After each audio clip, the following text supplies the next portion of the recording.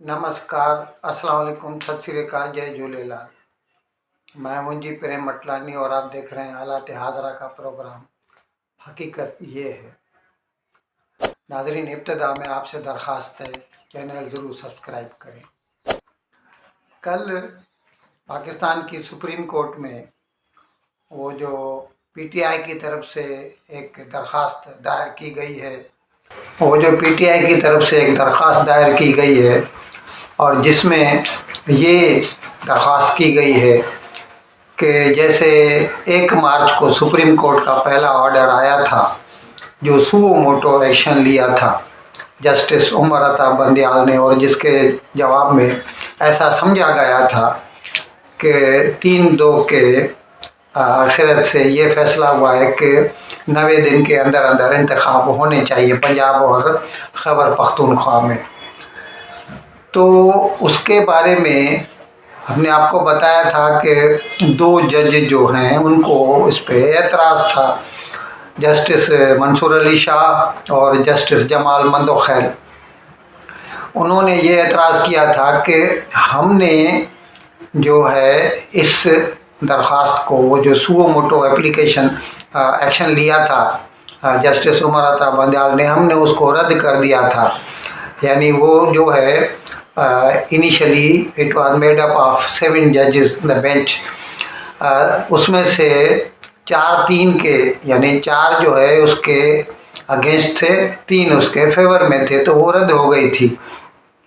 लेकिन क्योंकि supreme court के चीफ जस्टिस ने इन दोनों को बाद में एक एडमिनिस्ट्रेटिव ऑर्डर के थ्रू जजेस को हटा दिया उस बेंच में, तो उसको ऐसे समझा गया कि ये 3/2 के हिसाब से पास हो गया है, और उसके हिसाब से फिर इलेक्शन कमीशन ऑफ पाकिस्तान ने जो है 30 अप्रैल की तारीख दे दी थी पंजाब के इलेक्शंस के लिए। तो अभी कल जो है जस्टिस जमाल मंदोखैल जो है ना, उन्होंने इस बात को फिर से बोला कि इसका कोई भी फॉर्मल ऑर्डर नहीं निकाला था। हमने अपने अपने जो ऑर्डर दिए थे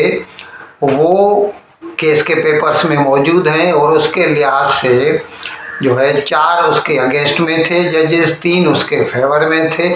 इसीलिए वो ऑर्डर कैंसिल हो चुका है। अब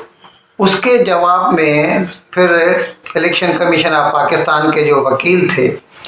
उन्होंने ये दरख्वास्त की कि जनाब आप जैसा बेहतर समझें, लेकिन हमने तो ये सोचकर कि 3/2 के हिसाब से हमें 90 डेज़ के अंदर इलेक्शन करवाने हैं, तो हमने 30 अप्रैल की तारीख दे दी थी। लेकिन बाद में क्योंकि मुल्क में अमन अमान की सूरत हाल ख़राब होती गई, वो हम आपको कई मरतबा बता चुके हैं। वो जो ज़मान पार्क में जब से इमरान खान आके रहे हैं, फिर उनके ख़िलाफ़ वो जो है अरेस्ट वारंट निकले थे, तो वो सर्व नहीं हो सके। फिर वो जो मार के साजी हुई, आपस में दोनों में झड़पें हुई, खैर उसको छोड़िए अभी। लेकिन उसकी वजह से जो पूरे मुल्क का माहौल लॉ एंड ऑर्डर का, और उसके साथ साथ तहरीक तालिबान पाकिस्तान वालों के लगातार पैदर पे हमले जो है पैरामिलिट्री फोर्सेस पे, आर्मी पे, पुलिस पे, इनकी वजह से हमने, अब इलेक्शन कमीशन ऑफ पाकिस्तान के वकील ने कहा कि हमने जो है वो पूरा जो है इसको अच्छी तरह इसके ऊपर गौर व खोज किया है, और इसके बाद हमने ये फैसला लिया है कि हम ये इंतखाब 8 अक्टूबर को करा सकेंगे।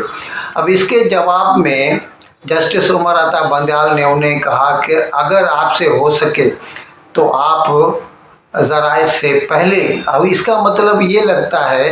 कि जस्टिस उमर अता बंदयाल भी अभी वैसे भी देख चुके हैं, 90 डेज़ तो गुजर ही चुके हैं, और अगर वो जो एक कंपल्शन थी एज़ पर देयर ऑर्डर, 1 मार्च वाला ऑर्डर जो है, वो तारीख तो वैसे भी गुजर चुकी है। अब उसको तो जो है स्टेटस को एंटे जिसे बोलते हैं लॉ की ज़ुबान में, वो तो ला नहीं सकते। तो इसीलिए अभी तो वो मतलब ये था कि जस्टिस उमर अता बंदयाल ये चाहते हैं कि जितना जल्दी हो सके ये इंतखाब हो जाए। तो उसके जवाब में हमने जैसा आपको बताया کہ ECP کے وکیل نے کہا کہ جناب ہم نے اچھی طرح اس کے اوپر غور و خوض کیا ہے، اور جیسا کہ ویسے یہاں تک بھی کہا عمرتا بندیال نے کہ آپ چاہیں تو 1 دن نہیں 2 دن میں یہ انتخاب کروائیں، تو انہوں نے کہا کہ اس سے تو اور مشکل بڑھ جائے گی، کیونکہ پھر جو دہشت گرد ہیں وہ یہ دیکھیں گے ساری پولیس جو ہے ایک دوسری جگہ چلی گئی ہے تو وہ دوسرے جگہ پہ حملہ کر دیں گے، تو اسی لیے بہتر ہوگا کہ ہم الیکشن جو ہے ایک ہی دن میں کروائیں۔ لیکن ہمیں جو ہے اس وقت جو پوزیشن ہے الیکشن کرانے کے سازگار نظر نہیں آتی۔ ناظرین، یہ بحث مباحثہ ہو رہا تھا تو ایڈوکیٹ جنرل جو ہیں انہوں نے یہ درخواست کی کہ کیونکہ یہ معاملہ بہت پیچیدہ ہو گیا ہے، اس کے لیے اگر بہتر ہوتا کہ سپریم کورٹ ایک فل بینچ بنائے اور اس مسئلے کو اثر نو سنے، جس کے جواب میں پھر جسٹس جمال مندوخیل نے اعتراض کیا اور انہوں نے کہا کہ فل بینچ بنانے کی کیا ضرورت ہے، جو بینچ ہم نے پہلے بنائی تھی وہ جو 1 مارچ والے آرڈر پہ جب بھی وہ پہلے وہ جو سو موٹو نوٹس لیا تھا اور اس کے نتیجے میں جو پہلے 7 ججوں کی بینچ بنائی گئی تھی، تو جسٹس جمال مندوخیل کا کہنا یہ تھا کہ یہ تو پھر ہم وہی 7 ججوں کی بینچ اس کو اثر نو سن سکتی ہے۔ ناظرین، اب اس پورے مسئلے کو ذرا ہم کورٹ کے ماحول سے باہر نکل کر دیکھیں اور اس کے اوپر سوچ وچار کریں۔ آپ دیکھیے پاکستان میں آن این ایوریج زیادہ طور پر آرمی کی حکومت رہی ہے، پھر چاہے وہ ڈائریکٹ ہو یا انڈائریکٹ ہو، اور اس وقت بھی جو 3 فریقین ہیں جن کے درمیان یہ مقابلہ ہو رہا ہے، یعنی ایک جیسے پاکستان پیپلز پارٹی ہے، دوسرے نون لیگ ہے اور تیسرے عمران خان ہے، یہ تینوں پارٹیاں جو ہیں یہ بذات خود اسٹیبلشمنٹ کی کھڑی کی ہوئی پارٹیاں ہیں۔ ذوالفقار علی بھٹو کو ایوب خان نے کھڑا کیا تھا، نواز شریف کو جنرل ضیاء الحق نے کھڑا کیا تھا، اور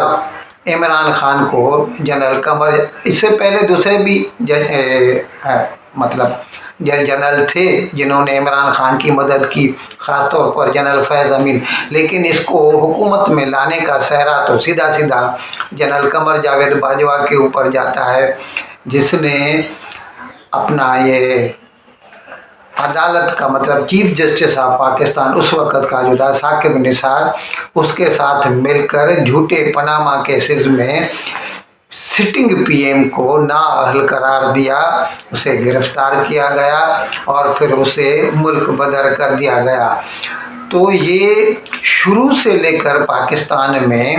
either directly or indirectly it has been ruled by army، اور اس میں عدالت اس کی ہمیشہ مدد کرتی آئی ہے۔ عدالت نے یا عدلیہ نے، پاکستان کی عدلیہ نے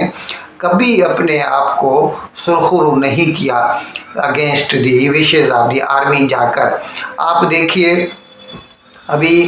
1977 کا جو معاملہ تھا، جب جنرل ضیاء الحق پاور میں آئے کودیتا لا کر،